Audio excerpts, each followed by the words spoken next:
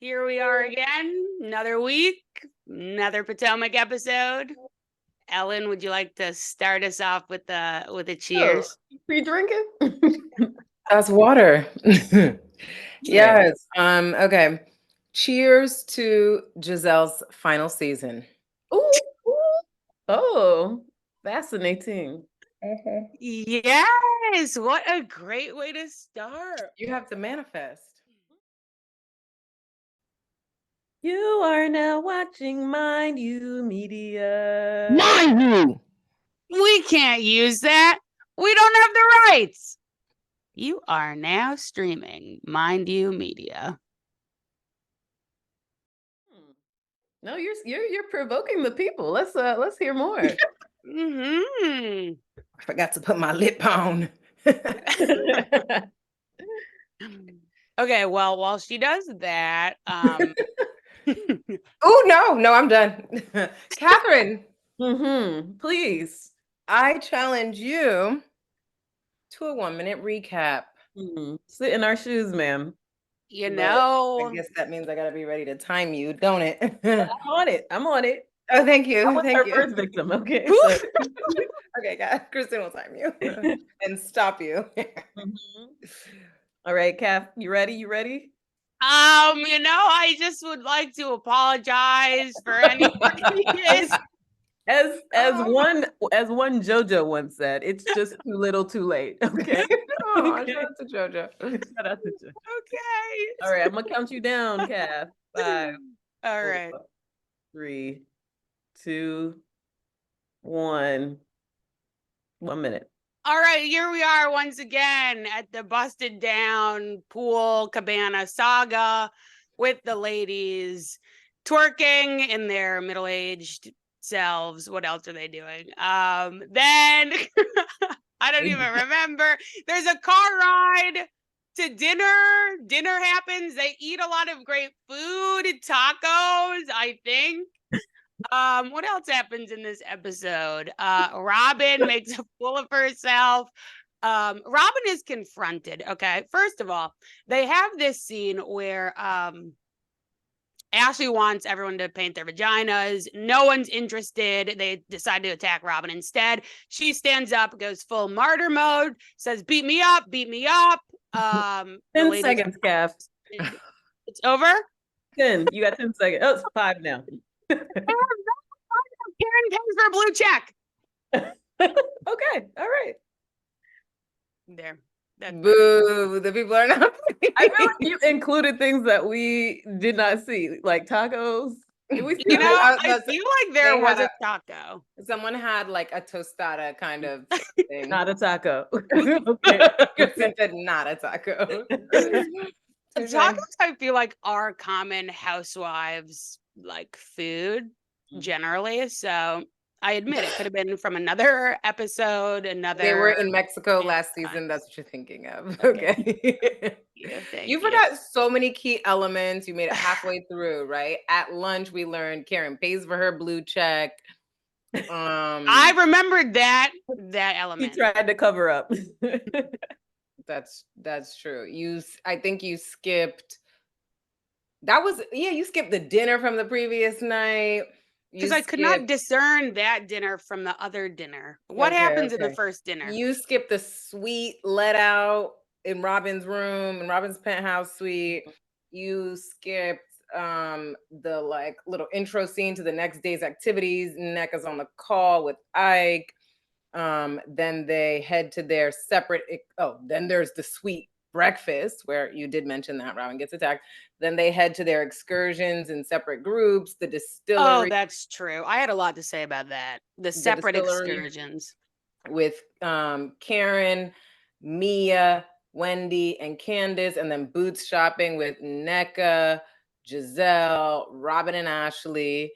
Afterwards is when they reconvene for the lunch, and we learn Karen has paid for her blue check accidentally. Call Apple. She got to call Apple. They also confront Robyn at that lunch. After the lunch, what do they do after the lunch? They get in the car and Robyn starts crying. Ah, yes. Oh, that's right, because they're on They're the way going to to chicken chip chip. bingo, and Yeah. that is how the episode ends. Wonderful recap. I just tried to do broad strokes. It was beyond the scope of the Those minute. are also broad strokes that I did. Okay.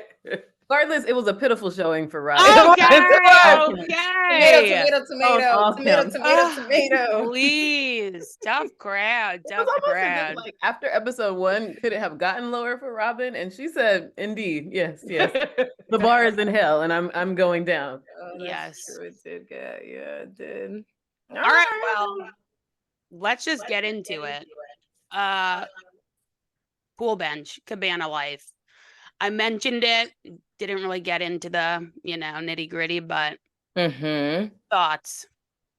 My first thought harkens back to the last episode that we discussed, where one of the key takeaways was Ashley needs to never fix her mouth to say nothing related to Nigeria, about Nigerians, about any cultural reference to the African continent. Please shut your mouth. Just shut it. Right, because in the confessional during that pool bench scene, she's like, "LeBay, you stupid ass." Okay, I'm so triggered. It's like, should I start using the language of microaggressions if I'm going to frame what it is that Ashley's doing? LeBay. Her name, okay, the American is Lebby, right? The like Americanization of her name is Lebby, right? Wendy and Nneka both are calling her Lebe, and she's saying LeBay. It's like it's intentional. Like, it's intentional. Yes, it's dripping with anti-blackness. God damn. Will she stop? No, she will actually go further. Even LeBay got a gay lay. Okay. And that's a very intimate. How the fuck? Shut up. Mind your goddamn business. And let me say, if you go back to like Ashley's housewarming this season, they talk about the gay lays at whatever other function, and Ashley's acting like, oh yeah, I remember, cool, like she's by no means an expert, okay? And then she's sitting there explaining to the public the purpose of a gay lay. It's like, no, please, enough. Oh my god, nasty. It's nasty. She's like, LeBay, like, how do you spell that? LUH-BEY? Like, what is she talking about? It's anyway, whatever she said didn't matter, because it was just an anti-black performance. She wasn't saying nothing. As we continue to track, it's like you're trying to catch Wendy. Like, the whole point of it is to, like, render a gotcha. Like, Wendy, stop lying, girl. I mean, like, even LeBay got the galley. Like, Ashley, shut up. You're not besting anybody. So I will say, I wish Wendy had said the thing she said in the confessional at the pool when she said, Giselle got a gala, like, because that was the perfect comeback. Exactly. But you know what? We never think of the right read in the right moment, right? We always got it. I really wish to a confessional, because then you can come back with it later once you've been able to sit and let it cook. And especially as we've discussed, Wendy has been walking into these group gangbangs, as Karen would have them, totally blank mind. Totally blank mind. And I think we need to start talking about, because I'm really interested in this phenomenon where she can make a lot of sense when she's calm, but when she's being attacked, that's when she's at her worst. And I'm just like, I don't, I just want someone to be good at fighting. I mean, the way Candace is, like, if I want someone I'm going to defend to be good at fighting, and because otherwise it makes me look bad. But okay, is it possible, Katherine, reach into your intimacy with threes bag and let us know, like, is there another reason other than that, like, Wendy has secrets and so is frazzled and unsettled by confrontation because it might risk her secrets coming out? Is there another reason for us to understand why it is she is at her worst in the midst of these confrontations? In some ways, I feel like especially women threes are just also not used to having confrontations. Like, it's not a skill that they've honed, because they'll put so much energy into avoiding them.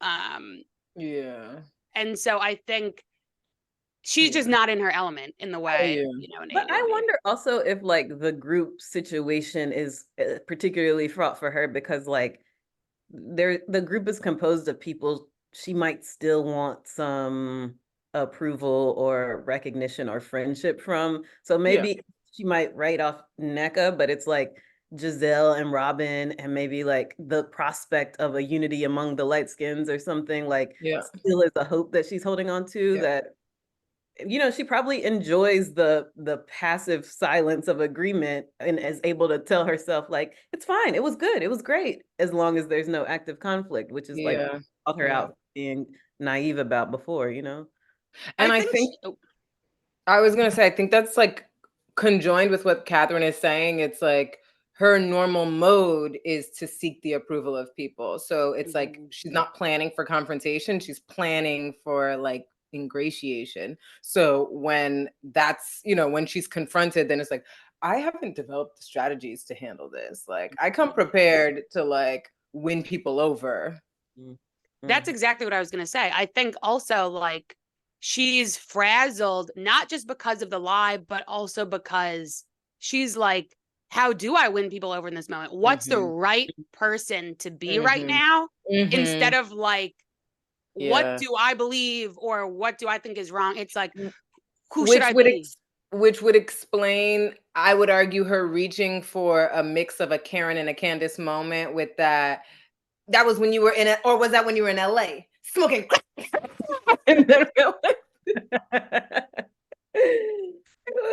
It's like that was like the crack is giving Candace's just like, repertoire of things that you say in the midst of the dozens, and the like levity part is the Karen, right? Like Karen's gonna roast you in a way that just like you might end up laughing at it.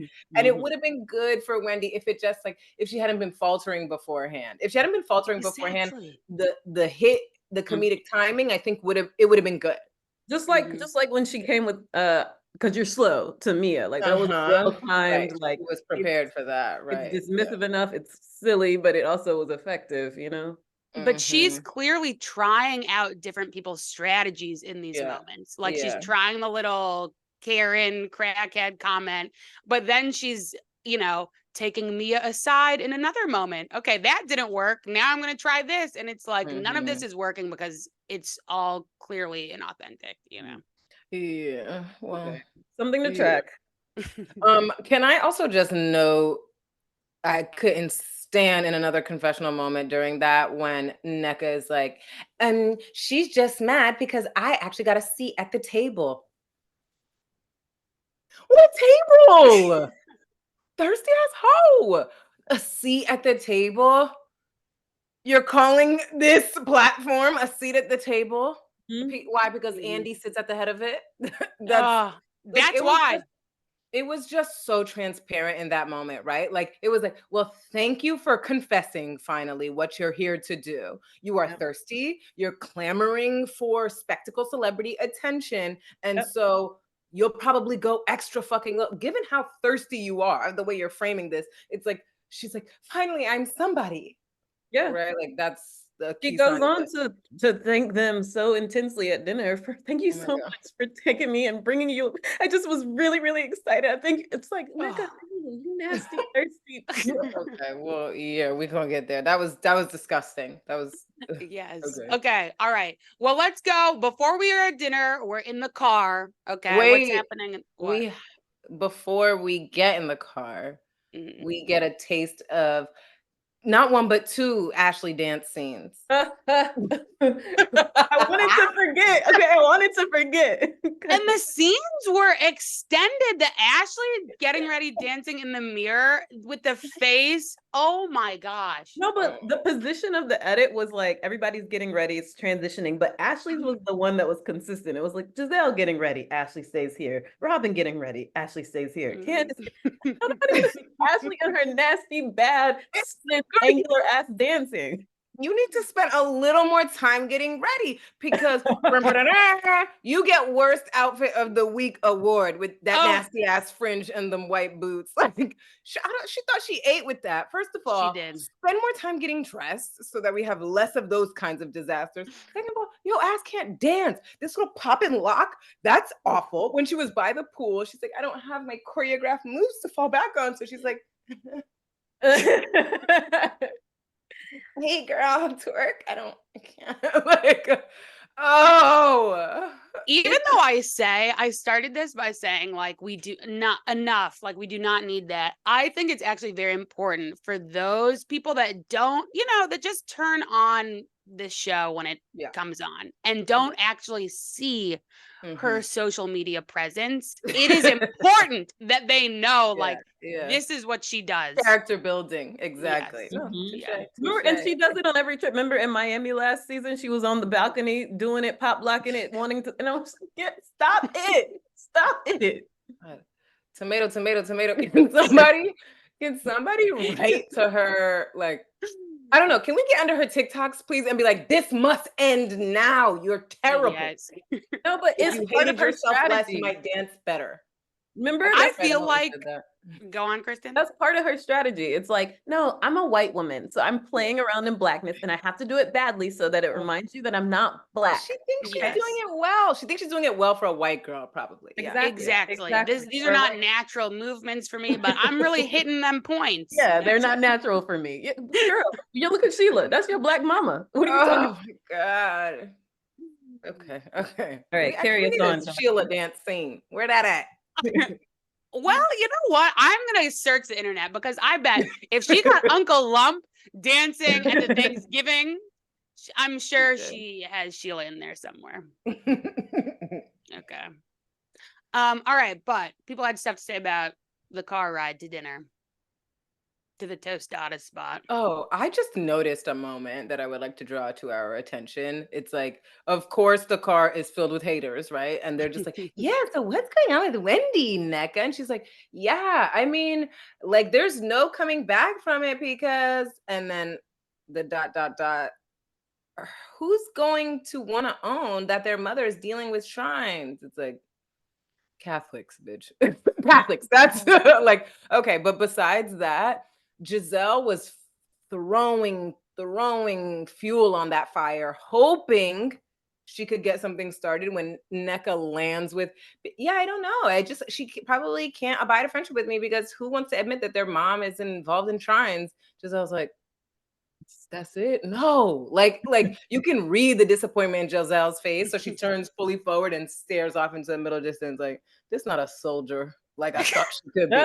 It's not a soldier. Giselle wants more salt, right? Like she needs something richer than, oh, your mom's, because Giselle was never, she didn't care, she wasn't committed. That was her at her most performative last episode, right? I called your mom. Like, she wants something to really be able to stick it to Wendy with, and Nneka's not providing that with her. And we saw her doing that, fire, fuel on the fire throwing at the pool bench too, saying like, drug accusations, that's just too much. Girl, since when? Just itching and scratching for anything she can fucking find. Talk about a crackhead, because this woman will go, what was that? What was that you just said? What was that? Like, you see her get titillated, like just pick and throw at moments nobody else cares about. Everyone else is letting go. So she's just like, you can read the disappointment in her face when Nneka's like, shrine. She's like, girl, please, I need something that will stick, okay? Like, let's get her, fired from her job. Retribution for Juan. And to the point of your phrasing, the Nneka phrasing of like, well, who would want to admit? That really just irks me. It like back to the Ashley commentary about like, Nneka didn't want to be the only Wendy didn't want to be the only Nigerian on the show. Like, I feel like everyone is talking about Wendy now in this like poor little black Wendy, and it just that tone in even those small phrases. I cannot. And I think like I'm getting a little bit frustrated with Wendy on this score precisely because she's just like, no, I can't be friends with. It's like, Wendy, you need to come forward with a more compelling reason why you can't fuck with Nneka. Otherwise, it does just look like, and I have no intention of resolving it because it looks like you just don't want her around to compete with you. Which is it's going to prove her point in the narrative that they're creating. And that's at the end of the pool, that was the thing I had a question about. Is like, all right, Wendy, now it seems like you're belatedly trying to chide Candace into don't speak to her if you're my friend. And it's like, Yeah. well, you should have done a better job in marshaling your ranks, as we mentioned before. Yes. Yeah. Although just to know, I wish if I were Wendy, I would have been like, what are you doing, Candace? But Candace has already made clear, like, I'm not going to align with you on these matters because I can't endorse what it is that you're up to. So I guess it's technically fair. But then in the confessional, Candace is like, I just wanted to see if Nneka was okay since the shrine people. I said, Candace, please stop. Please do not reproduce the ignorance, okay? I can't. I literally cannot suffer this. I can't lose this attachment to my fave. I will break the TV. I will break the TV. I'll do it. Okay, All we're right, take us switching to dinner, gears. Kev. Yes, we are swallowing. Let's speak. That was good. That was good. Speak for yourself. Robyn is so committed to letting everybody know she is indeed in a relationship with Juan. We all must know. Raise two hands, like she's like, yes, like I want you to imagine us together, because that's what we're doing. Like she needs us to imagine this. And this is why Karen will forever be my fave, especially on this season. Is she knows just how to burst the bubble? Because what she say, she said, "Oh girl, you swallowing? You don't know what you're drinking if Juan is out here." You don't know what you're drinking, Karen. Oh, good. It's true. Oh, I'm so proud of her. She said, "I will keep my foot on Robyn's neck." It was the last mother. She told us at the start of the trip. Why? Because the half of the pie is in the freezer, and she said, "I'll thaw it when Robyn owns her shit." Right? When she's accountable, the way she insisted on holding the rest of us accountable for 8 seasons now. Okay, that's a fair ass statement if ever I've heard one. We love to see it. Okay, but I think also Giselle's doing a similar thing to Robyn with her random and not compelling name dropping of Jason.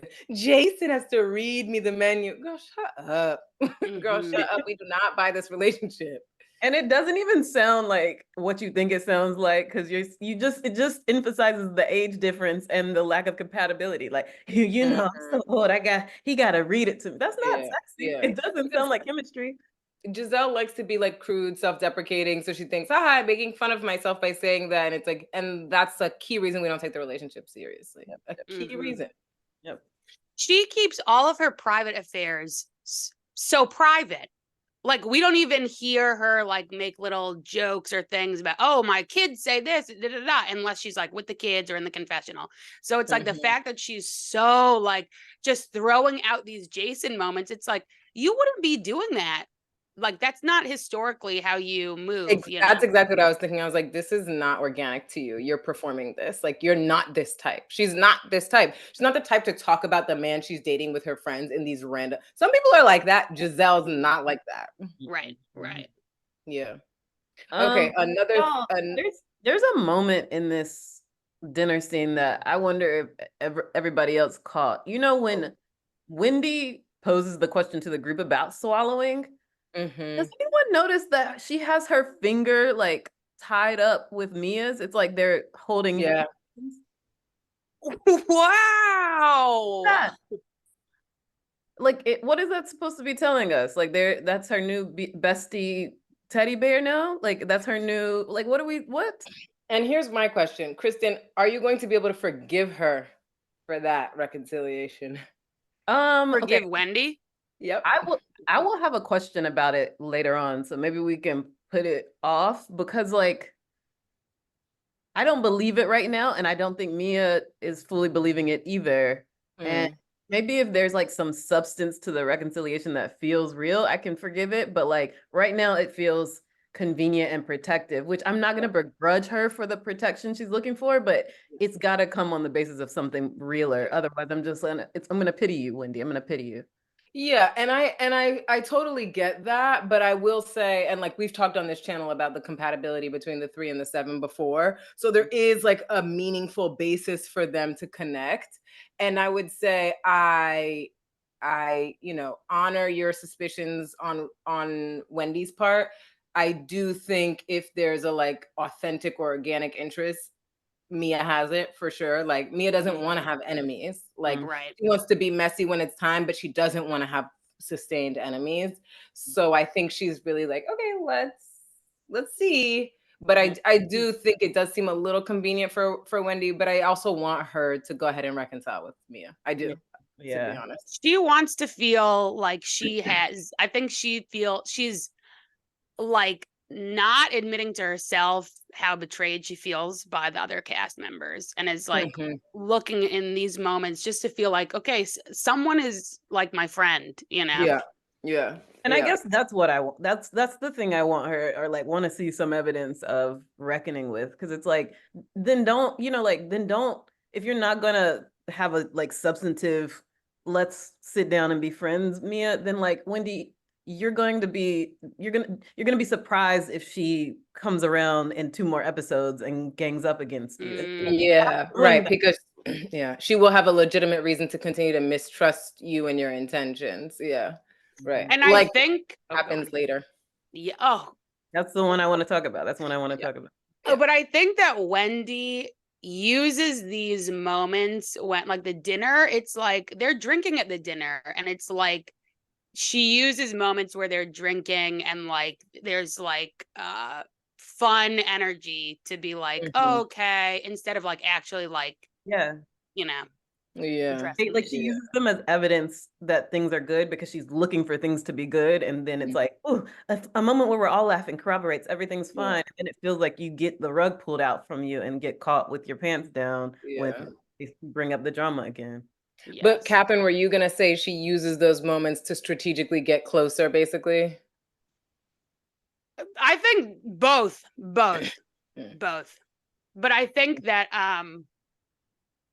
she is not willing to, I don't know. I feel like threes often won't, really have a confrontation with someone or a deep convo and just be like, it's all better. It's all better. Like we were like kind of like on each other's shoulder at the dinner. So like we're friends. It's cool, And at the end of the dinner, she says, yeah, this was good. This was good. Nothing I hate more. This is just like, I can't stand this. And it's a 3 is most likely to do it. Nothing I hate more than instead of being present in a moment when someone goes and narrates, like, we're having fun, right? Like, stop coercing consent about the good time. You're experiencing that. Just trust what you're feeling. If it seems like everyone's having a good, if you can feel that, that's real. You don't have to narrate it to make it real. And 7s do that too. 7s do that as well.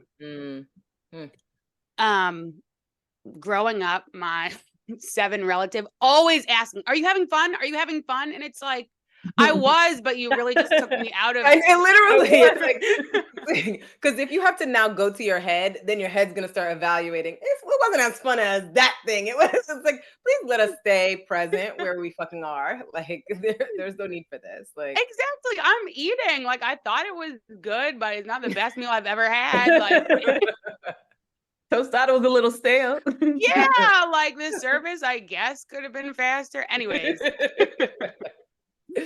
Okay, wait. Anybody notice that Nneka is trying to recycle Ashley's seasons past storylines? Oh, we're trying to conceive, and I just yes. And then the women are like, huh? Oh yeah, girl. We don't really care. Like, besides Candace, like, oh, how many do you want? And everyone's like, check is a check here. And I think they also don't care because it's so unbelievable. Like they don't care because, as like per Ellen's theory last time, it's like, no, Nneka, you're a tool here. Like, as long as you're serving the function of your like implement, your implement role, you're good. But don't be interrupting dinner to make no proclamations about how grateful you are to be here. Nobody care. Nobody. Don't try to insist on a storyline. We gave you your storyline, and that's all you're allowed to do for the rest of the season.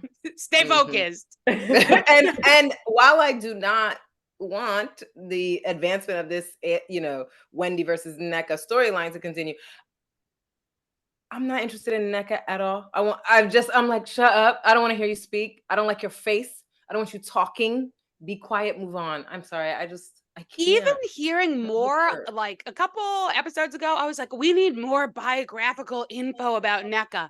I hear about Nneka's shitty wedding, and I'm like, oof, not surprised. But I don't want to hear more, like, of course. You know why? Because the method of her delivery is so pitiful. You like nasty, self-deprecating debates. Like, let me get out in front of it. It was really bad. It was shitty. It was awful. Okay, like you're so pitiful. I don't like to be able to easily see and smell on people their like thirst to belong. Like her face is like, like it just like comes forward desperately, right? Like, can I be friends with you? Like, I'm like, oh. And that's why Wendy's little crack comment, like Nneka definitely gives coke, like that's her whole energy. And like if she had just said little cokehead, it would hit.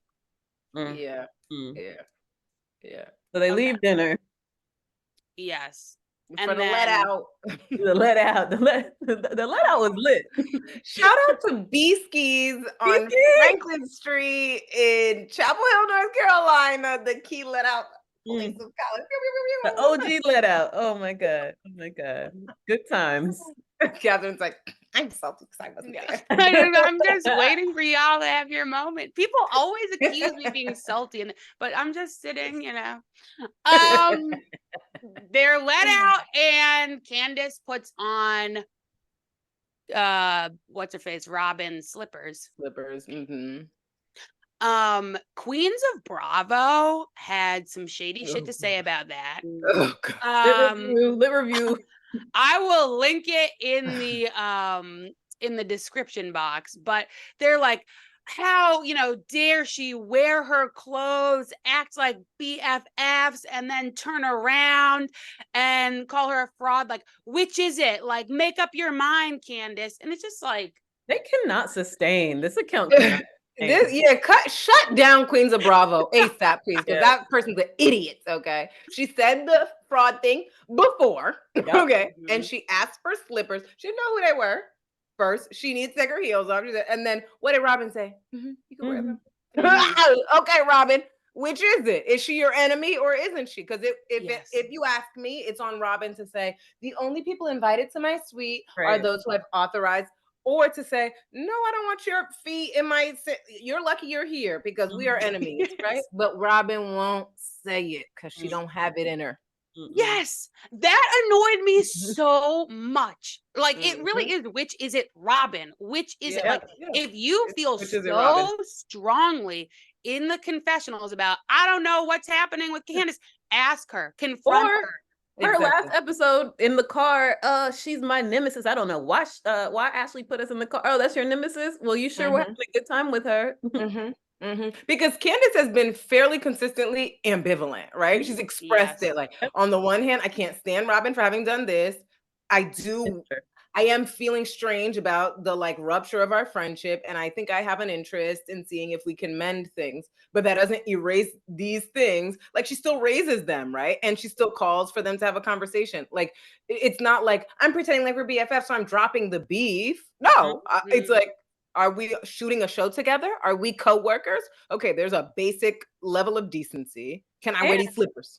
And also, I'm drunk right now. Can you you can understand that if I'm drunk after dinner, like I'm loose and like uninhibited and like open and like lovey. And, I am putting my feet in someone else's slippers. Well, the point is, I'm inclined to like return to the dynamic, but of course she catches herself at the end and says like, okay, we should talk, because probably I've been feeling the after dinner, after the trip, after dinner moment for the show historically is the space where all beefs can kind of be, put to the side for a second. Mia and Wendy had their little fun time last season.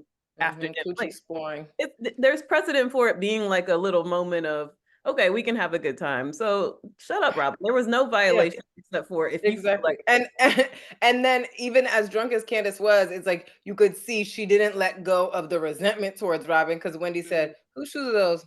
Hers. That's what I was gonna say. That was so telling. Hers. She did the hand too. That one. And then Robyn's like, Yeah. I think that wasn't nice, but I'm not gonna say nothing. Like at the Because end of the Robyn day, gave the shoes Robyn gave the shoes probably from the same ambivalent place that Candace is in. yeah, Yeah. But and at the end of the day, Robyn's a punk ass biatch. She won't say with her motherfucking chest at the end of the day. Okay. But I also feel like, to your point about their coworkers, I think that Candace does feel ambivalent, but I think that Candace thinks they're friends and that she's not in a good place with her friend right now. Right. Whereas it's like Robyn doesn't think anyone's her friend who would question her actions, you know? And so she's like, I don't know. Are we friends or are we not friends? And it's literally anyone who would question her actions, and that becomes so clear the next day in the morning. Yes. All right. So flash. I don't know what, you know. Next morning, we wake up. Nneka's talking to Ike. We have a little brief moment. What's going on there? She relays that she's been called a crackhead. Ike laughs, as did I. Anyway, next, get somebody else to do it. Next, all right. He's like, of course, everyone knows you're not a crackhead. Then we get to breakfast. We get to breakfast at what's her face? Ashley Sweet. Okay. Ashley Sweet. And first, it's just Ashley, Giselle, and Robyn, like touching base, like, oh, Robyn, you and your enemies got to first order of business for Giselle, because she didn't sleep last night. Okay. She was up all night. Like, what? Why did Robyn say at dinner that everyone can come to the suite? Why did she say that? Yep. Is she betraying me? She turning her back on me? And why does she talk about swallowing wands? She know how that embarrasses me? She should have taken that opportunity. I'm surprised she shouldn't have done this, but I'm surprised she didn't say, I texted Jason even about how, you know, how crazy it was that they went back with you, da da da da da. But no, she did invoke Jason. So wait, when did she invoke it? What did she say that about was him? the first. She was like, I don't know what she said. I just noted that she keeps trying to convince us that Jason is really her man. But that was the first thing she said. And then Ashley wanted to draw, and then she said, anyway, Robyn, so you had hoes in your room. Like, it was a mere formality, a nicety en route to the first order of business. Yes. She was giving her a strong talking to. It's like, couldn't be me. You had, that's funny to me. I just think it's funny that you had her and that's your nemesis. Yeah. I don't know how you let her into the room. That's funny to me. Like, she's trying to passively bully her friend into like this, you know, further division. And it's kind of just like, these are like key tactics of a bully, dude. You're a bully.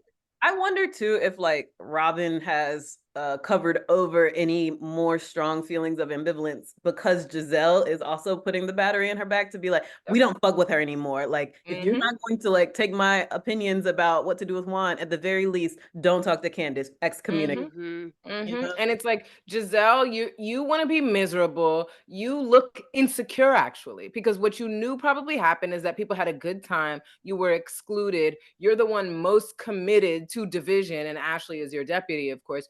But which is why she chimes in going, whatever Giselle said. Right. But it's like, you want the misery. Like, Robyn she doesn't have the heart for this level of sustained misery. She doesn't have the heart for it. And you're forcing it on her. You're sick. Well, especially last season, Giselle saw like, oh, things could actually shift. The terrain is shifting with Robyn kind of dipped her toe in like, what would it be like to like kind of be BFFs with Candace? And so I'm sure like Giselle took the fraud moment and was in Robyn's ear so heavy, like, you can't let her talk about you like that. What type of, you can't call her a friend, like stand up for yourself. No, like have integrity. Enough. And it makes you think like it makes it sound like Robyn is actually kind of fearful at the prospect of having a sit down convo with Candace, because it would be much of a coming to the head. Like, is it going to be Giselle or is it going to be Candace? Like, yes, exactly. You can't exactly. I cannot serve two masters. And you know, as I was manifesting, that is, Giselle's final season, I thought, okay, so now Candace will be the 8 in Robyn's life. Mhm. What a much more likable person Robyn could be Yep. if Candace was the 8 in her life, because Candace doesn't have that compulsion to run her the way Giselle does, right? Mhm. Like, a 5 really likes an 8 because it's like, you are living this like sensibility I have of myself in my head, da da da da da. And so if they could be friends for real, Mhm.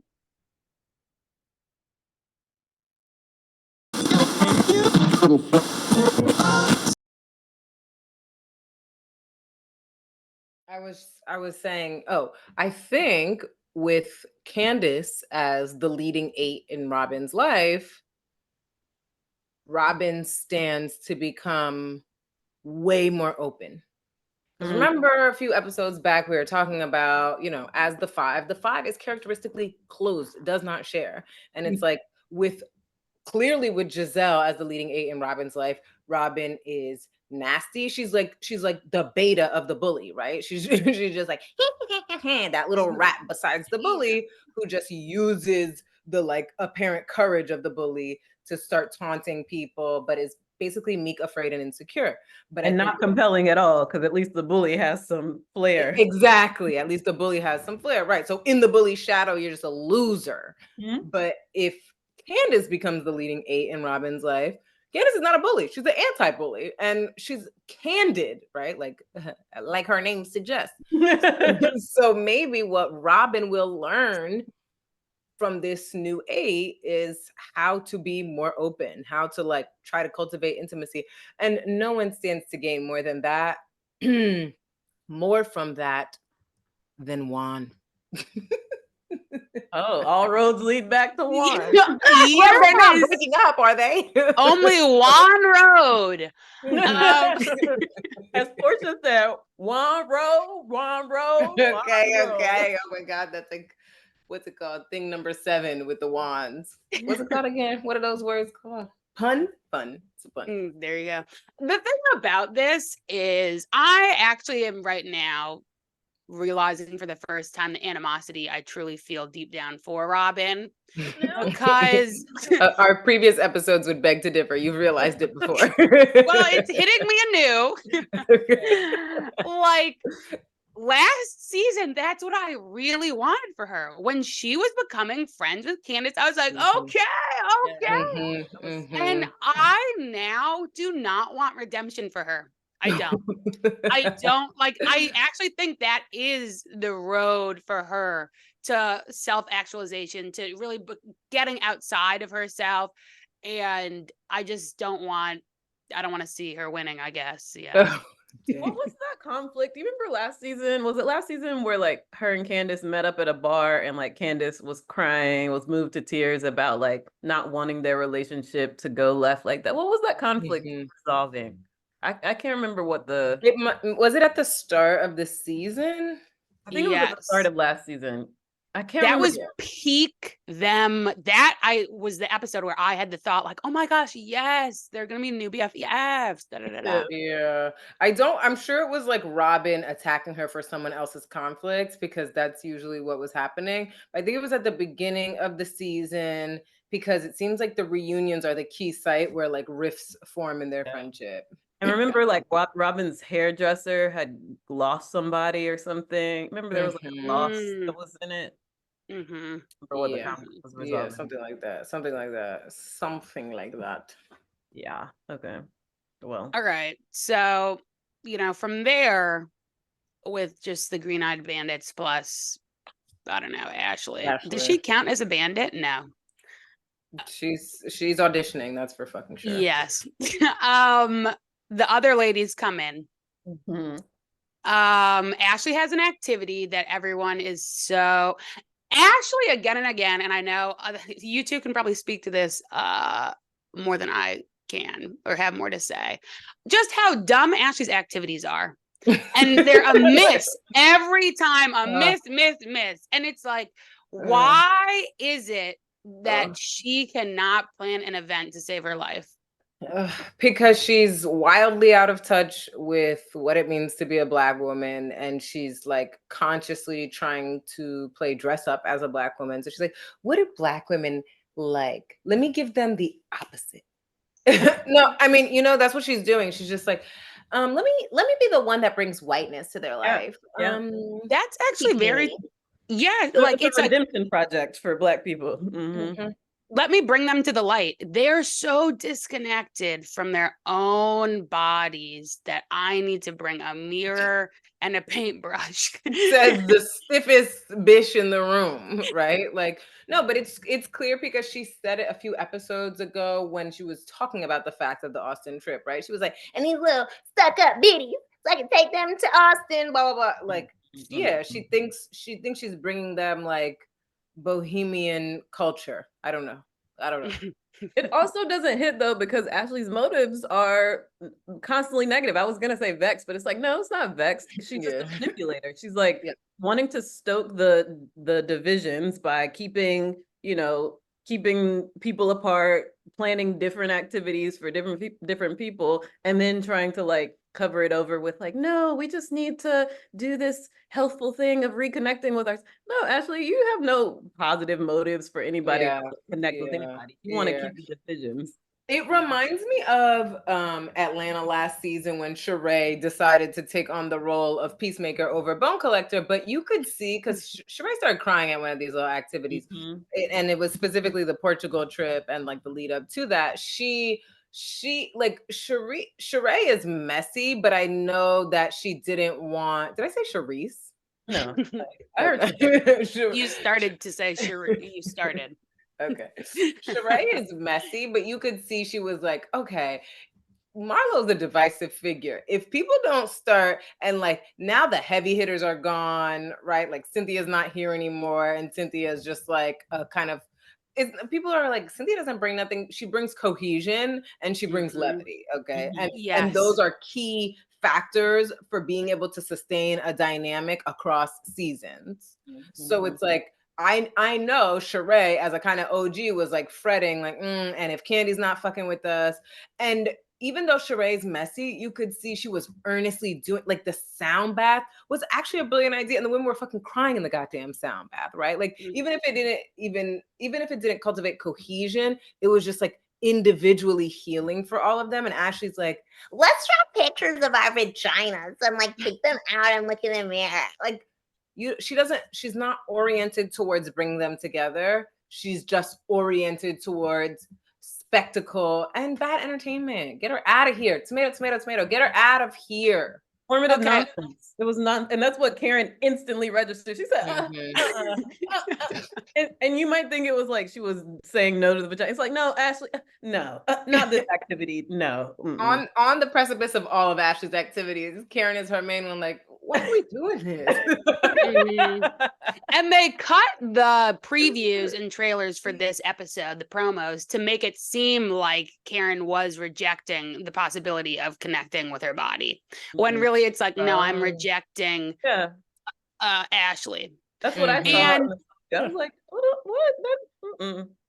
But Ashley takes that rejection and she's as further evidence of like how sad and closed these women are and how like enlightened and she is, Yeah, and I guess I think she also knows like there is a part of her that's earnestly hurt because she knows like if people don't embrace her idea, that's like makes her place tenuous there, right? Like you're not the like happy fun girl that you're trying to bill yourself as. The women are not compelled. The disappointment is in yourself, Ashley, but you're putting it on them. Like, sorry, your strategy didn't work. And a more important conversation is frankly held. Which is Karen holding them feet to the fire, keeping the boot on the neck, not relenting. She said, Robyn, it appears as if you only share your story with a pocket of women in this group. And here's the rub. Robyn don't even do that, okay? Those women have to invite Robyn to drinks, corner her, and then go, actually, this was an intervention, right? She was not disclosing. That's the thing. And Giselle tries to sit up there like, yes, I'm the pocket. But the truth is, she don't even trust you. She don't want to have the conversation with you. And you are working tirelessly since recognizing that to redeem yourself in her eyes. But Robyn doesn't trust her. Yes. Well, that's also why I thought it was a good tactic for Karen to say, like, Robyn, you are dividing the group. But in actuality, it is Giselle dividing the group. You know, exactly. Robyn is just trying to be, you know. Robyn is the expression of its effectiveness, you know? Exactly. Because Robyn is Giselle's instrument. Yeah, totally. Yeah. But I think for Karen, the reason why that ire gets directed towards Robyn is because she's like, I don't respect someone who's not standing on their own. Like, I just can't fuck with it. And you are too easily used and abused by Giselle. At least Giselle is demonstrating some like power via you. It's interesting that Karen's question in the wake of her charging Robyn with the division is like, so girl, how are you doing? Because to me, it's like, frankly, you got to be really fucked up inside to be this powerless, to be this like much of a pushover, to be this like, you know, empty of anything compelling. Girl, what's going on? How are you? You know? Now, what else is going on? As Cynthia Bailey once. Oh man. But then Robyn is just like, yeah, because she's like, well, I talked to the people who reach out to me. And Candace is like, okay, but I reached out to you and I got silenced. Are you kidding me? After you trashed me incessantly? It's like, girl, review the tape. She didn't trash you incessantly. She got on Twitter and didn't name you in a tirade that was like, oh, so people are going to bury the lead. Our boss often says, like, we, you know, it was not no, frankly, when she came out and said that, it wasn't exactly clear what it was about because the firestorm, as Robyn likes to say, had not yet fully materialized. So when Candace is saying that, she like clearly very consciously of your friendship chose to leave you out of that. She didn't go, Robyn is a punk ass bitch. But then as the thing unfolded, the only thing we know that she said about you that is mean is that she called you a fraud. And aren't you? Yeah, is that not fair? Is that not fair? Well, she knows she's a fraud. That's why it's hitting. And that's also how we know why. Or go on. No, I was just going to say, that's how we know, as I think either you or Kristen said earlier, like just to challenge Robyn, just to not take her shit for granted or not, you know, rabidly and unquestioningly defend her is to be a bad friend to her. Yes. And this is why it took me a while, and we've discussed this many a time, to be convinced that Robyn is a 5, because so often in these moments, to me, she's reading like a 1. Like the way she goes full martyr and she's so defensive, the way she clearly like knows that like what is, you know, like when she stood up and said, beat me up, I was having flashbacks to childhood. Childhood. No, but Katherine, guess why? Because her mom's a 1. I bet you everything. Like if I reflect on her mom scenes, like actually her mom's a 1. Her mom looks like a 1. Her mom mostly talks and acts like a 1. And her dad looks like the husband of a 1. Which is to say, like, dejected and shrunken. Like, don't say nothing. Don't get up. Oh, no, Robyn's, I think one of y'all said petulant. Like, it was such a... She did that at Giselle's intervention. Well, you want me to be mad? Throw a shoe at him? Like, it's so nasty. It's like, I don't know. It's like, it's petulant, but it's also like such a poor defense mechanism. It's like, girl, you just look, you're like now turning up in agreement to what Karen is effectively saying. Like, what, hold me accountable? No, that's what we've been asking for, Robyn. What are you talking about? Yes, please. But that's not what accountability looks like. But she's saying it derisively, right? It's like mockery. Hold me accountable. It's like, you're not saying anything that sounds absurd to anyone. You should be held accountable. But Karen's like, no, hold yourself accountable. It's not on us. Like you bring your story forward, right? Like, why not? Why not disclose at this point even? Right? You didn't do the right thing and do it when it happened. Even now, you can't bring it forward. No one's even allowed to invoke it. But people are allowed to fucking keep invoking fucking shrines and talking shit about Wendy's mom repeatedly and then doing anti-African bullshit. Are you stupid? And you can bring it forward for this is the thing they talked about. Like you bring it forward for $5.99 on for your Patreon Exactly, viewers. behind your little But it's stupid like, ass what paywall. this is your job too. Like you just what are you talking about? You get paid for your story here, and what? So now you're going to another profile to pay for it there? Like what? At the end of the day, you get paid to disclose your shit here, frankly. Yes. And the only reason you were able to even have that podcast is because you was first on this show. Yes. Yep. And I'm going to wrap up this scene by just reiterating what Ellen said earlier, which is I wish for this show. I wish that they get better at fighting. Because why? It's just like Wendy's response in these moments, Robyn's response, it's not connecting. It's not connecting to the viewers. It's not connecting for others. Sit down, put your arms down. Like, I don't know what you think this is doing, but it's just not doing it. Karen said it's doing Handmaid's Tale, basically. Yes. Robyn is like, I took his eye. History of defenses. You remember last was it 2 seasons ago when they were at the when Wendy came for Giselle after Ashley ran that tea about Eddie on the blog? That was the same conversation where that was where Wendy came for Robyn's relationship and they never spoke again. And Robyn was like, oh yeah. oh my God. I hate it. It's scary. Robyn, step back. Okay, but since we also honored Karen's beautiful Handmaid's Tale performance, can we also acknowledge Wendy's very shady break the fourth wall moments where she said, "What does this?" Wait, what did you say? Say it again. When Wendy broke the fourth wall and was like, "What the fuck?" She said. And also, I want to note, Robyn never answered Wendy's question. Wendy's question was, why did we never see you have a convo? Okay, you didn't have to talk to us about it. We're not your friends. Why did we never see you have a convo with your homegirl about it? And Robyn said, well, what it was that, and she answered a totally different question. But that was very important. And I needed that shit to be heard because then Giselle would have had another reason to be salty because like we noticed Robyn didn't confide in you, girl. Y'all never had a sit down side to side where Robyn addresses it with you and therefore gets to control the narrative with you since allegedly you're the one who received the DM. She didn't talk to you on camera about it. I bet you she didn't talk to you off camera about it either. Because she don't trust.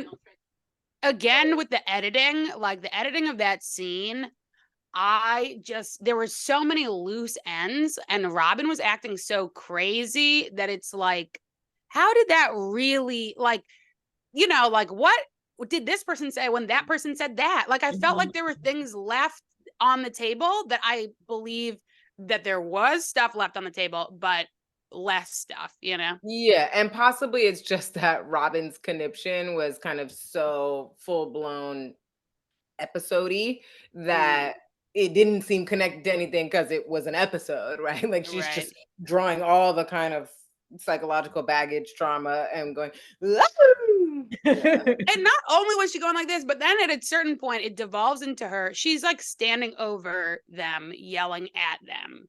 That would have been so triggering to me. Like, no, I'm not going to look up at you while you're screaming in my face. Yeah, but it wasn't like intimidating. It was kind of just like pitiful. It was kind of just like pathetic spectacle. Like, oh, that throw some change at it. Yeah, give the Wendy face. Oh. Girl. Oh, he cleans his phone out rigorously. Okay. Oh my God. My God. I didn't even consider the content of Robyn's. He delete everything right away. What do you mean? He's just weird like that. He's just weird. That was what I was gonna say. He is just weird like that. He is weird. Oh my gosh, that's your defense. After all of this, you had all this time to come to a defense, and he's just weird. So he doesn't save any numbers. The reason he doesn't save numbers is because he's not going to save the numbers of the women he's having affairs with. So he'll save 0 new numbers. And that way you won't be able to easily identify what's going on when you see an unstored number in his phone. He'll call it, a coach. And that's the thing. Dumbass. It's not like, Stupid as okay, shit. yes, I understand if you want to like just not really address something, so you call it weird. But this is something that's so not weird. Any random person would That's hear what that. Wendy So said. conventional, actually.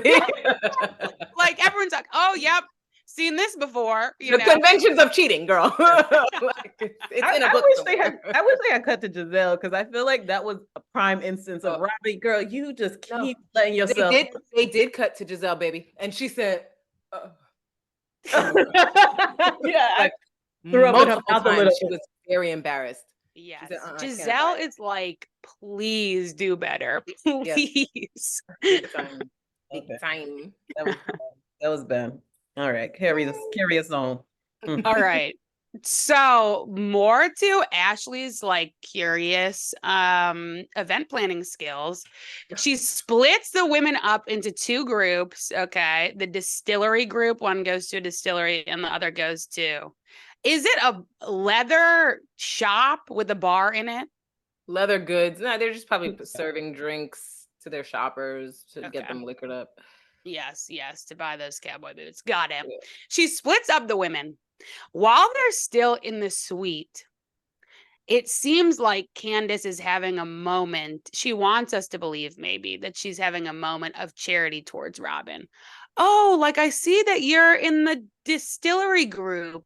Would you like to switch and be in the boots group?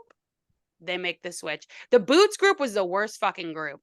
Okay. Of course. But it actually is so fake. She tries to make it. She probably at the last second went, oops, let me make it seem, let me do a hat.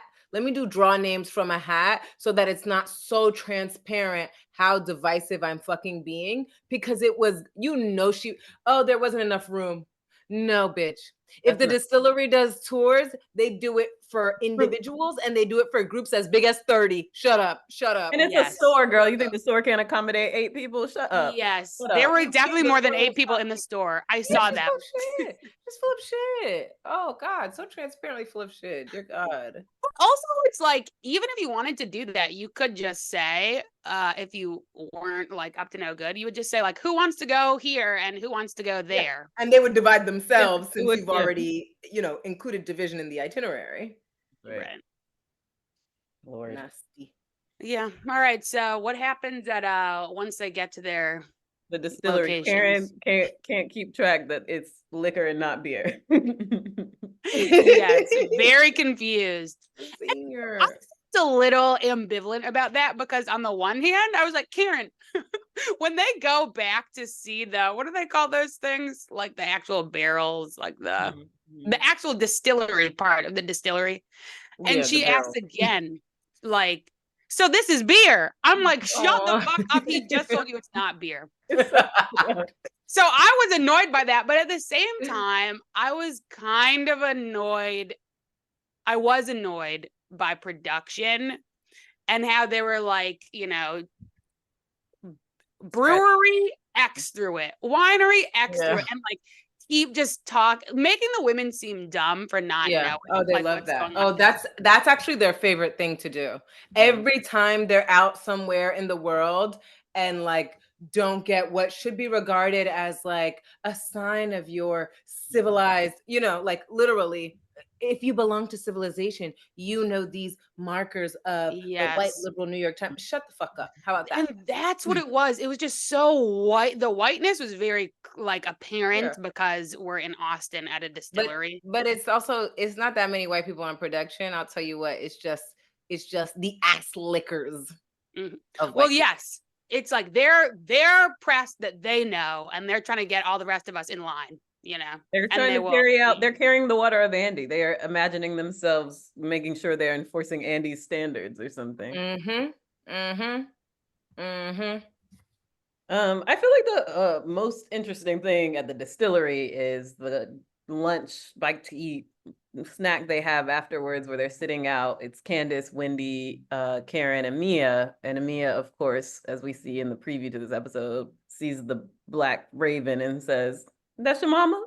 And and Wendy reacts, "Don't do that, girl. Don't do that." Yeah. Now, to bring it back from dinner, I feel vexed about this moment because part of me as anti-Black as that statement was, a part of me like wants to defend Mia, at least like putting some pressure on this like suddenly found now we're friends, thing. Her and Wendy. Oh, that's what you're supporting. Wow. I'm just None of this is what I thought you were gonna say. But right, you thought she was gonna say the joke on its technical merits. Flawless, no, right? I'm just like what I feel like I want to say yes to is like Mia testing their relationship. Like, oh girl, we buddies. How about this shade? That's your mama? Because it's like that's the thing that I'm just like, okay, Wendy, that's your friend. What's gonna happen? Yeah. No. Maybe she was doing that.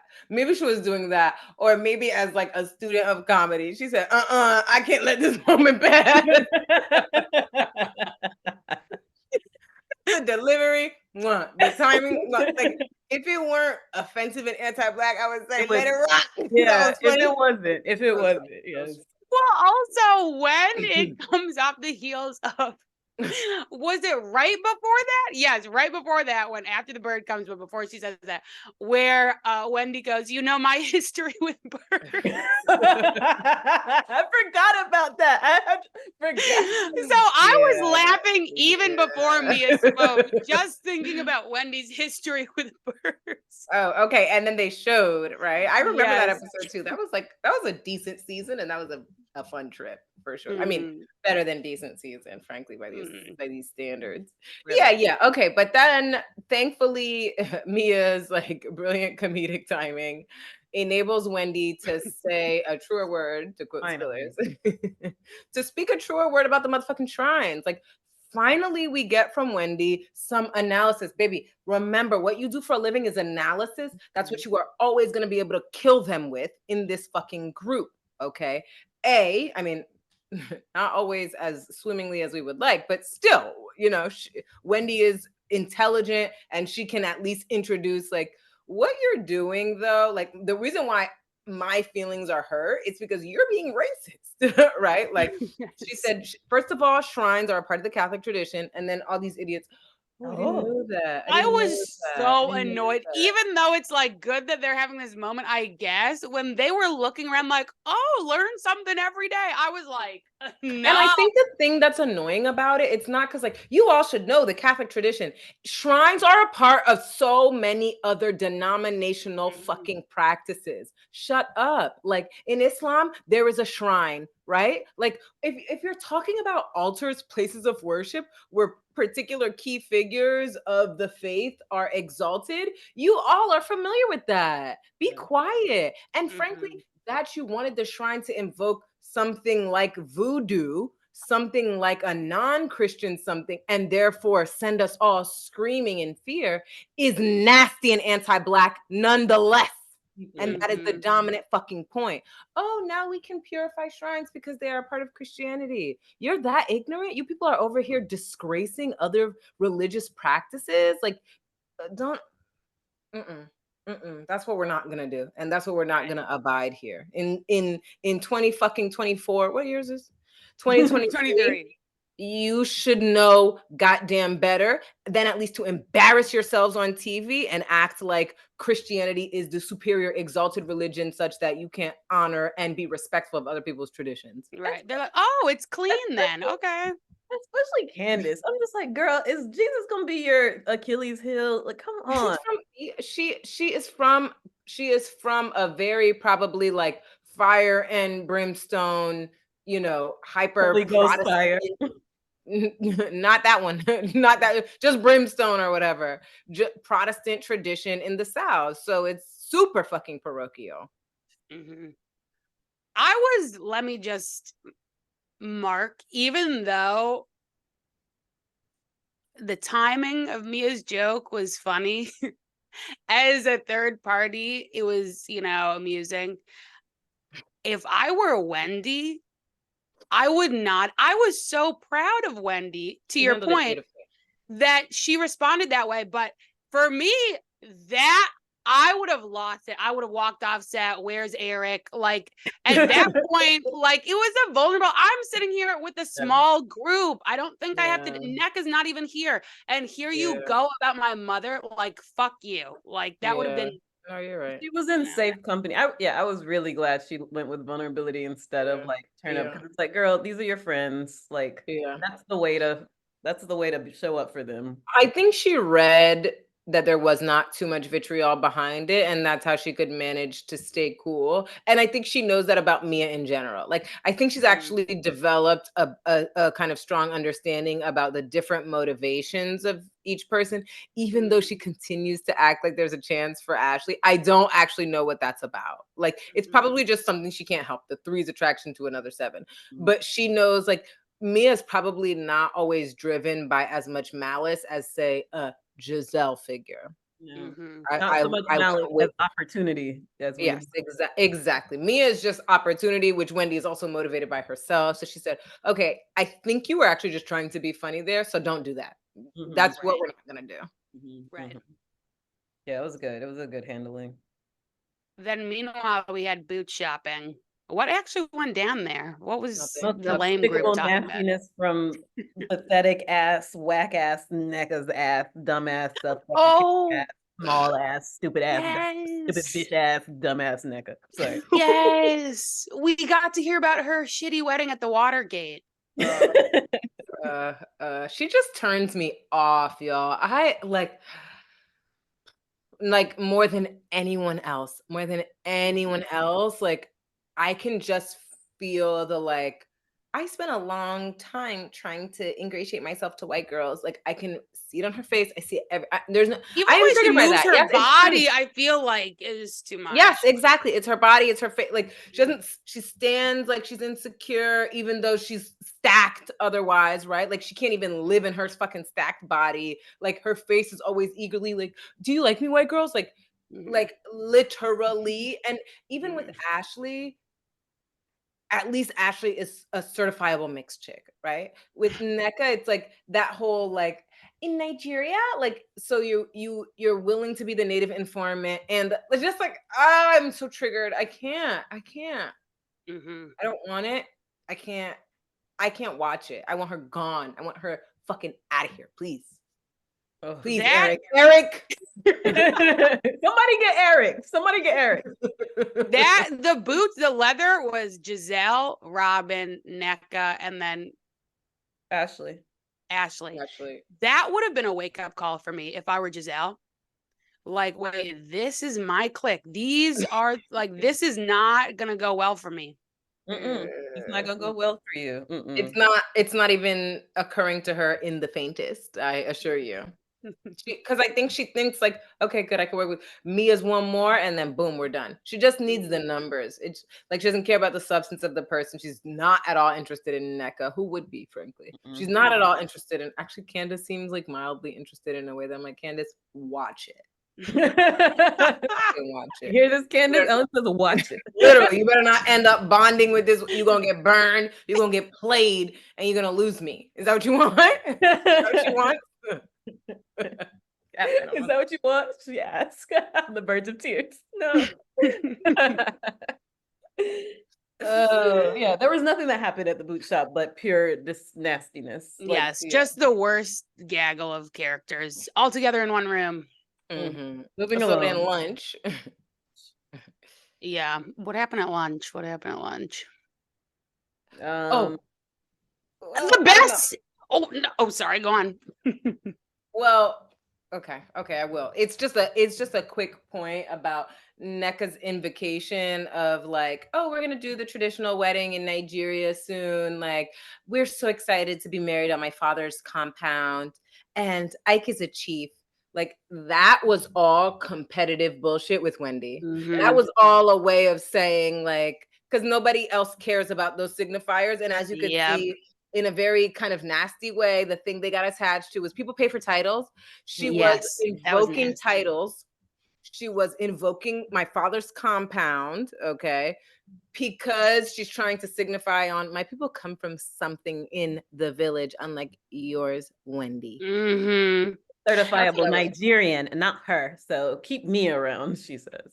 And the editing was ugly too. Like, yes, that's what she's doing, but it's like, just in case you didn't get that, the camera will be like on Wendy whole time. And it's like, no, I do not want to see Wendy's face right now. But Wendy Sorry. seemed to me to be registering that. Like, I saw her eating like, girl, I'm not done with Yeah, I was actually glad to see Wendy's face, because for me it underscored like, I know this is for me and I don't give a fuck. I'm so uninterested. And frankly, everyone else was uninterested. Let's be honest. No one cares. And nobody believes you, Nneka. Nobody believes you. Like, shut up. And at some point, I would like us to review what happens when Wendy comes on the scene for the first time, when Candace comes on the scene for the first time. Yeah. Like, they just bring a kind of much more rich intervention into the dynamic of the group. Candace is just like, what'd you say about me? And she's quick to turn up. People try to sun her. She goes, don't be stupid. I'll roast the shit out of you. But then she's like, okay, let's play. Wendy is just like, so you gonna bring your baby and I can't bring, who the fuck do you think you are? Right? Like, just much better and richer energy and storylines. And I haven't even historically been that invested in Wendy, frankly, because the inauthenticity of the three has always triggered me. But she had a much better fucking start than Nneka. Nobody cares what Nneka has to say.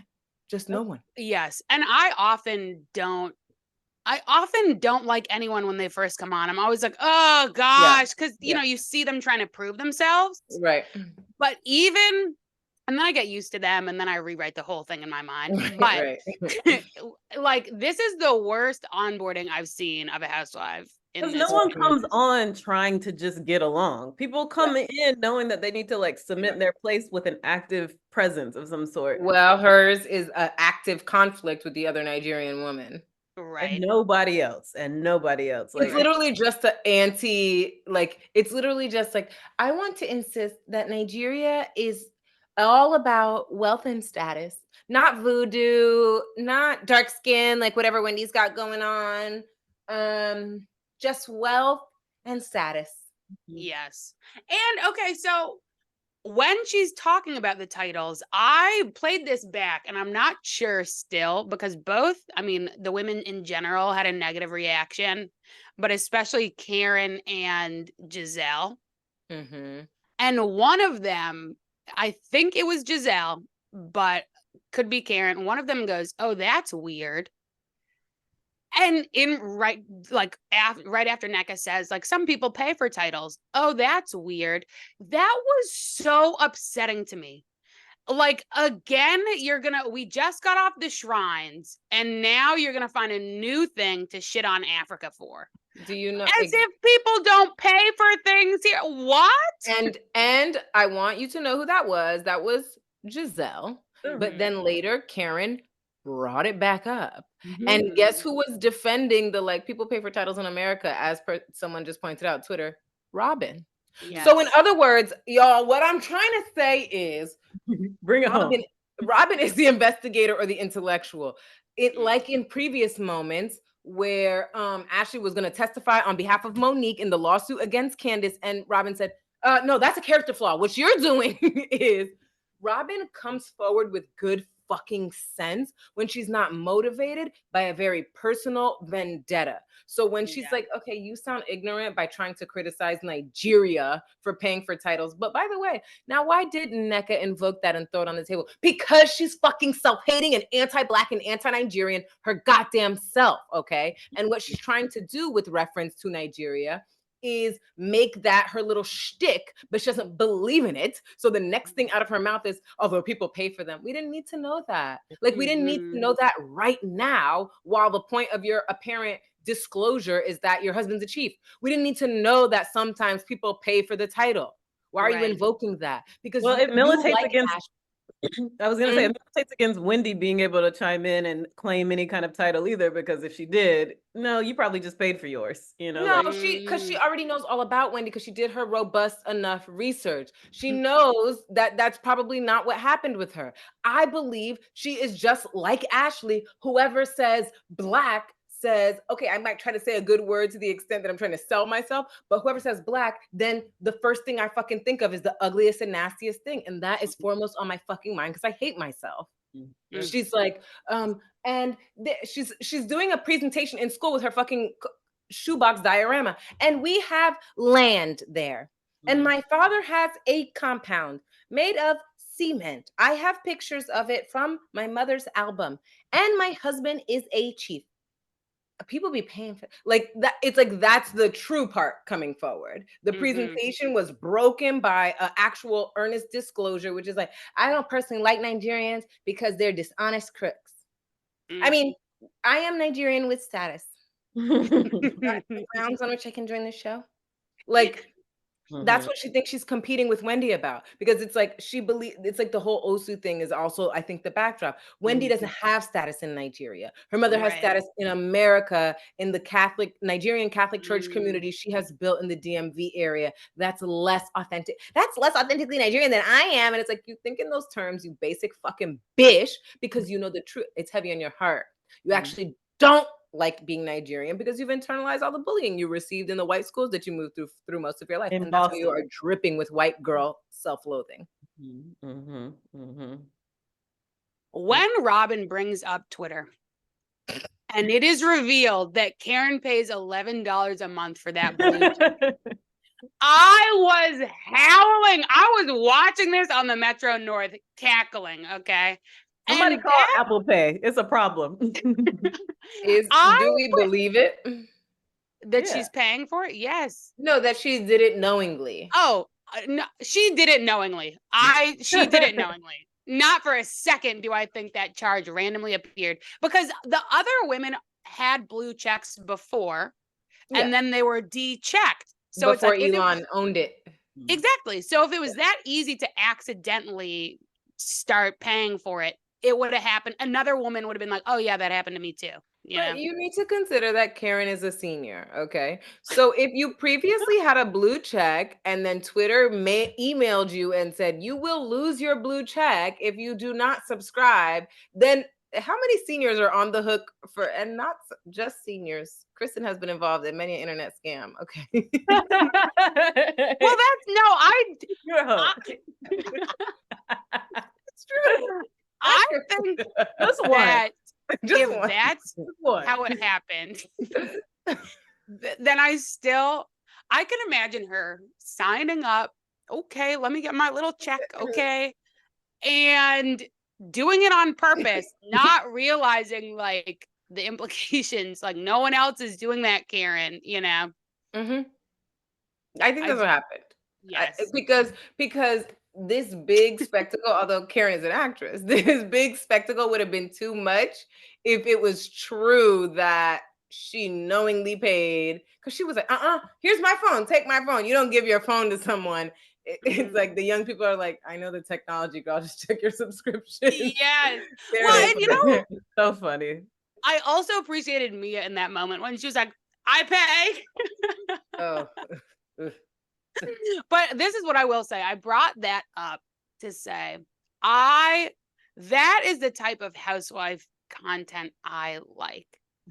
That is what I want more of on the show. I want real conflict and real moments of levity. I do not want these things where it's like none of these women seem like they've ever spoken to each other in their lives. I want moments where like Candace is chiming in laughing and someone else is like, oh, you dumb bitch. You know, I want that. Like the table is actually engaged.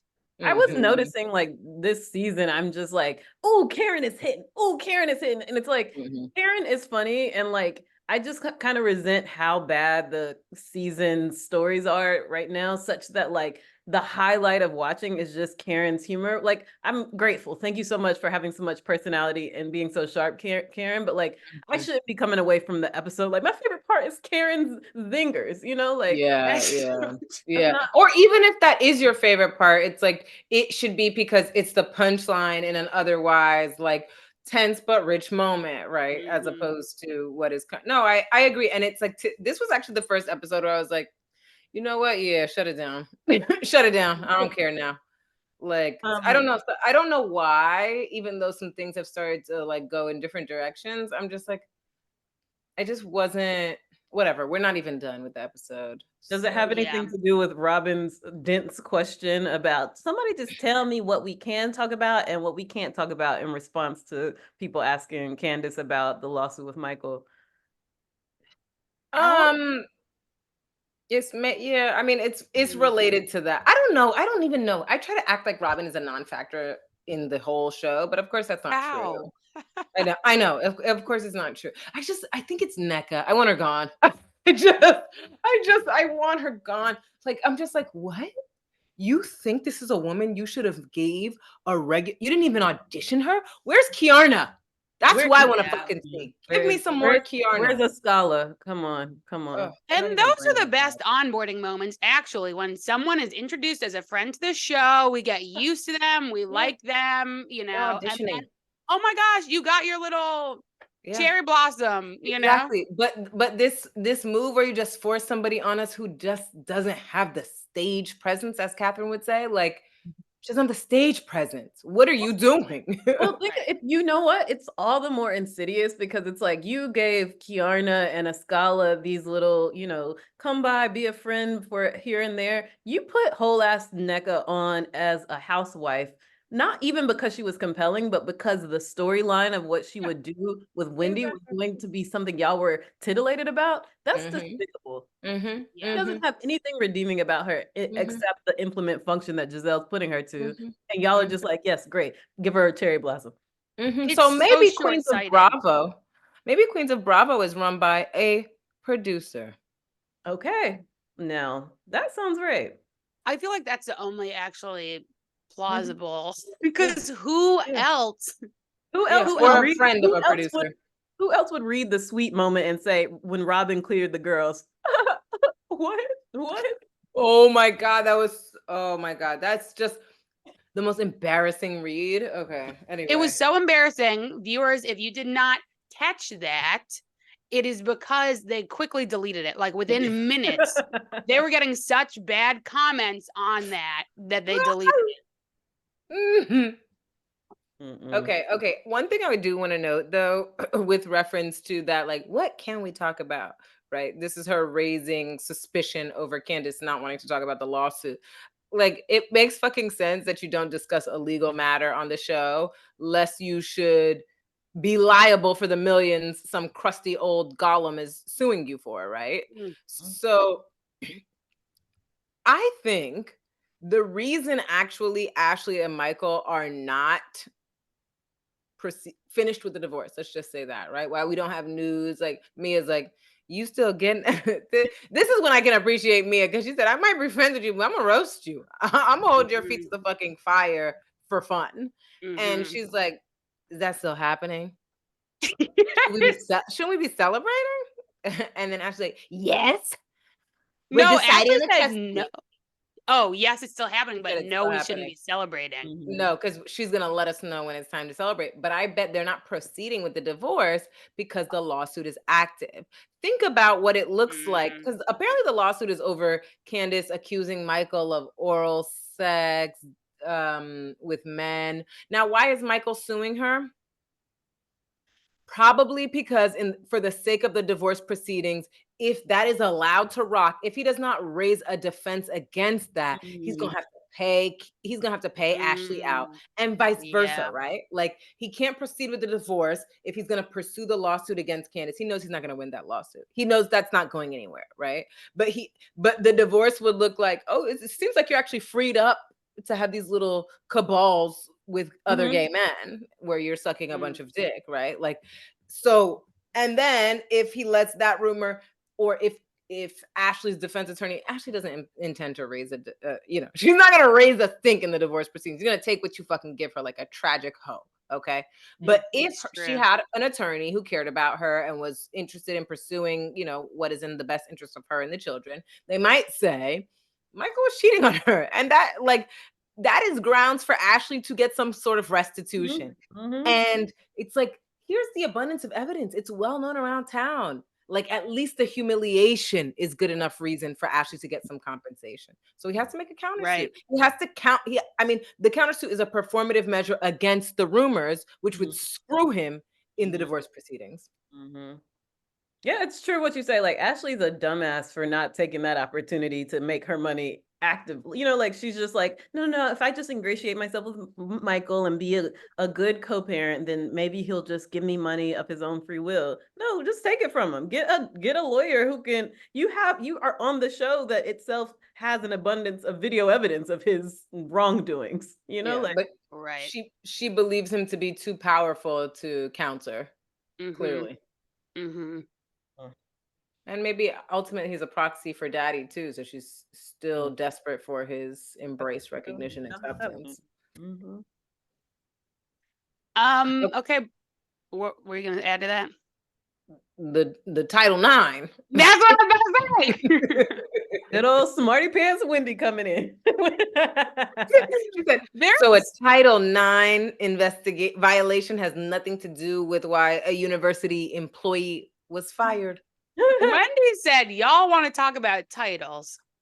When she said that Title IX, it was like, yeah. How do you like that? Okay. Like, that was such a moment. Like, that has nothing to do with him getting a university employee getting fired. And when you put it that way, Wendy, you cleared the whole fucking thing up for us. Yes, it is at least what she meant by the Title IX the Title IX violation is Juan's failure to report, which we know is the least of his transgressions in this situation, right? You at least did that, Juan. We know you at least did. Yes. We fucking found out before the university did, you sick fuck. Yep. And he is a mandated reporter, and period. At a state university. Robyn over here talking about, he told this person on the same day that he found out. No, Robyn, no, how I'll prove it to you that Juan is innocent. The state of Maryland is going to defend him in. At that point, I thought back to Karen and the Handmaid's Tale. That was when I was like, no, Robyn is really not okay. Like, this is a scary level of allegiance. Like, she wasn't even being like doing her normal defense thing. It seemed like she was really believing.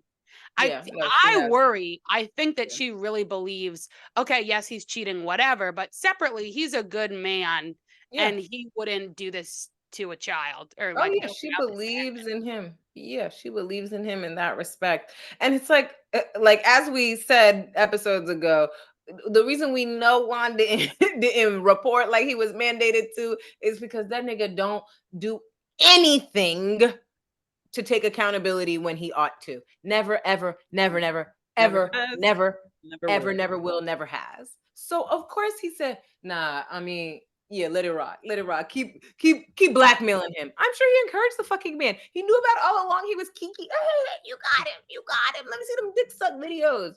Like, he blew through that online training he had to do. Exactly. And we all do. Turn it on and press yes. Have the window up with other windows. Mute it. But you know what? Candace never said a truer word where she said, girl, I'm not talking about it, and I would advise you not either, because your talking did not serve you. Like, don't say nothing. But Robyn was so triggered by Wendy's smartiness that she had to overtalk. I'm like, Robyn, just shut up. Yeah, she did. And she said, like, I want to clarify for anyone watching, like, her attempt to misdirect, like, the state of Maryland is representing him. That's how innocent he is. No, baby. The victim is suing the fucking pants off the university. And guess who the university is? None other than the state of Maryland, girl. Yeah. So it is in their interest. They are literally required to, because if Juan is guilty, they are guilty because he is under their employ. Okay. If Juan is guilty, they are guilty. They fired him first. Okay. And said, we don't want no problems. And then the victim's attorney said, oh, but there will be a settlement. There will be a payout for this. And Maryland said, oops, they can't rehire him. It's going to look messy and crazy. So they have to represent him to insist on his innocence so that they're not on the hook. And what they'll say is, well, We fired him out of respect for the student, who we understand to be continuing their education at the university, just so that there was not any difficulty. Or they'll deny it and say it was due to his performance as a coach. But the point is, like, and I'm sure they'll do that because that's easier, but they fired that man instantly because of this. Girl, you better shut up. Girl, you better shut up. Yeah. Come on. 1000%. But you know what? That's why she got in the car and cried, because she said, you know what? My defenses And are that's everywhere. They're not serving me. They're breaking down. They keep coming right, left, girl. That's literally all I wrote down about that final scene on the way to Chicken Shit Bingo. Because at first I was confused, and then I rewatched it. I was confused, like, oh wow, what really broke her? What broke her is she's terrified. She said, oh my God, Candace, you're implying that the comments I made at the reunion are the reason Juan got fired? When I get home, I'm going to get it across my fucking face. Okay. Shit. Mm-hmm. Damn. If Juan so much as suspects my comments, all she said was, I'm sure he did the right thing, but Juan would do anything he can to make something her fault. And she knows that. She's shaking in her boots that this is going to air. Juan's going to see it, and he's going to be like, yeah, in fact, Robyn, you are the reason I got fired. Yes, she misstepped. When it's like, to your point, you didn't, I mean, okay, whatever. It's not smart, but it's not like you are the one out here cheating. It's not like you are the one out here facilitating this man at Coppin State, you know? Yes.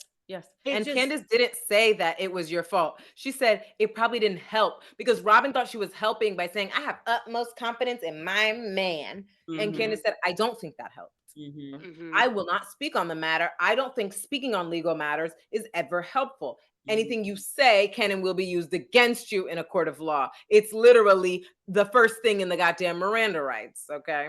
I mean, it's the second thing.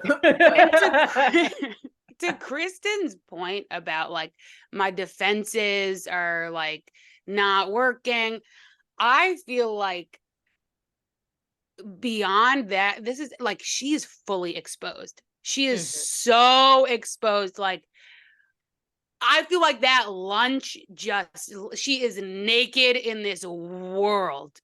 And now we're crying in the backseat. Well, I think she was more naked in the suite when she was literally in her pajamas and they were grilling her like that. But she just had a But I think the reason for the crying specifically is because now she might be in trouble with Juan. And Robyn's not afraid of anybody, but she's afraid of Juan. Yeah. And I do think that is a very astute observation. I think the way that they talked that one time where they were counting pills in the kitchen and whatever. And then like also in the couch scene, it's like he is like always using this abuser lingo, always being like, well, I forgive you. Why are you forgiving anyone on this show? Yeah. Or like insisting on his innocence, and in fact why would anybody even raise the question of my innocence? Are you fucking kidding me? Like, but it's always twisted so that she's not only is he innocent, but it's like, I'm gonna forgive you for bringing this to me. Or I'm also gonna forgive you for putting this all out here on a show. Hello, you could not afford to live without this show. Hello. Truly, that's it. That's exactly it. It's like, Juan, you want to cast Robyn as having brought all this trouble because of visibility. How else are y'all eating? How else are y'all back on your feet? Hello. You want to make me the fucking villain? I mean, this is what I'm saying though. Like, this is what I said last time. Robyn, you held everything back and thought that you were protecting yourself and moving strategically by not sharing stuff. And guess what? Now you're suffering it when it comes out on you. It's, you know, like, I can't feel bad for you, Robyn. I really can't. The thing that makes her the villain is that she is now liable for Juan's fire. She said, this is the worst. This has been the worst part of all this. Well, good. That didn't even have nothing to do with the show.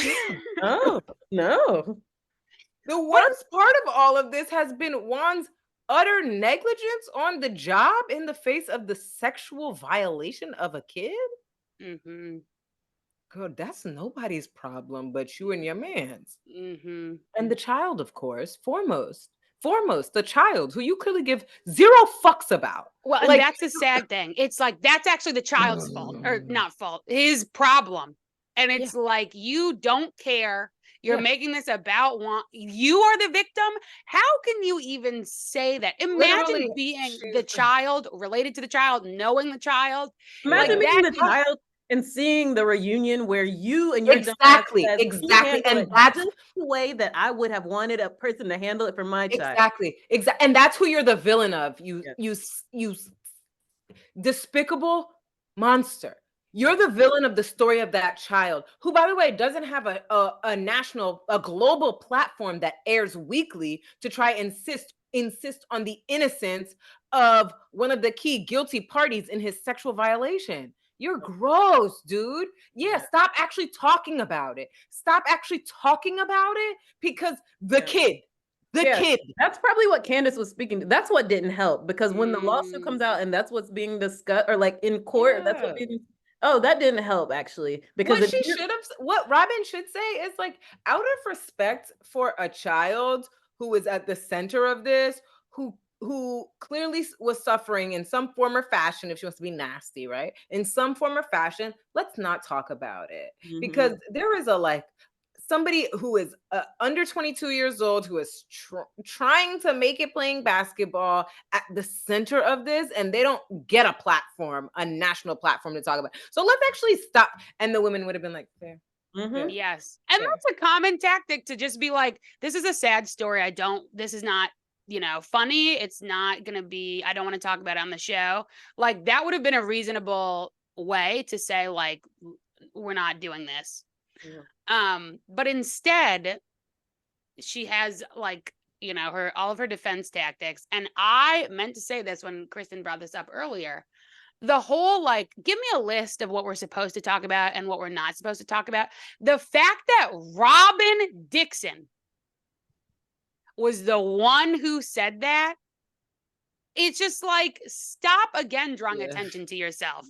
Because it's like, no, somebody should have asked that to the group about you. You're the one who will have insisted everybody put their shit on fucking Front Street repeatedly while you hide everything about your life. So shut up. It's like that's the lack of a self-awareness there to me.